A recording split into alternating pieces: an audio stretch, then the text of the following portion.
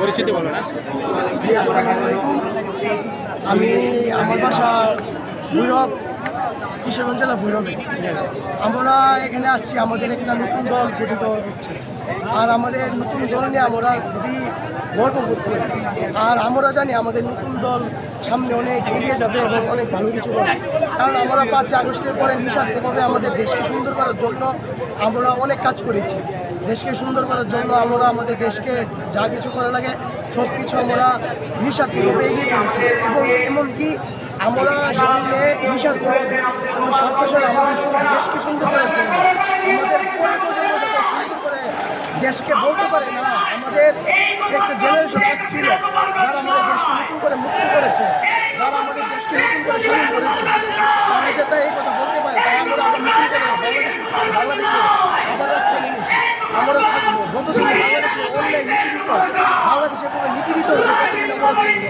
বাংলাদেশের মানুষের পাশে আমরা কাছে থাকবো এবং অবরত্ব আমরা থেকে যাবো। আমরা দেশকে আবারও যেহেতু স্বাধীন করেছি, আমরা দেশকে আবারও রক্ষা করবো ইনশাআল্লাহ। তো আপনারা যেহেতু এখানে আসতে পারছেন, তো যে শিক্ষার্থীরা এখানে আসতে পারে নাই, তো তাদের জন্য আপনাদের কি বার্তা?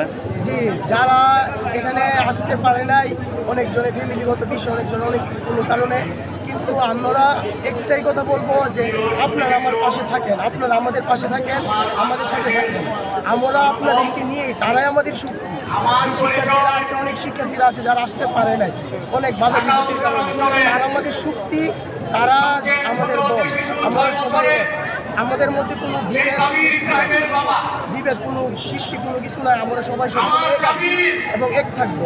আমাদেরকে দেখতে মনে হলো আমরা কেউ দূরত্ব না, সে বাসায় থাকলে যতটুকু করতে পারছি আমরা এখান থেকেও আমরা সেই ততটুকু আমরা বাসায় গিয়ে তাদেরকে যখন বলবো, তারা খুব উৎফুল্ল সহকারে বাসায় বসে আছে। আমরা কখন যাবো গিয়ে তাদেরকে আমরা কী করছি, আমরা কীভাবে কী করছি তাদের কাছে গিয়ে আমরা আবার পরামর্শ করবো। আমরা তাদের কাছ থেকে আমরা তারা আমাদেরকে বলবে এবং আমরা আমাদের এলাকা, দেশ সব কিছু আমরা সুন্দর করছি।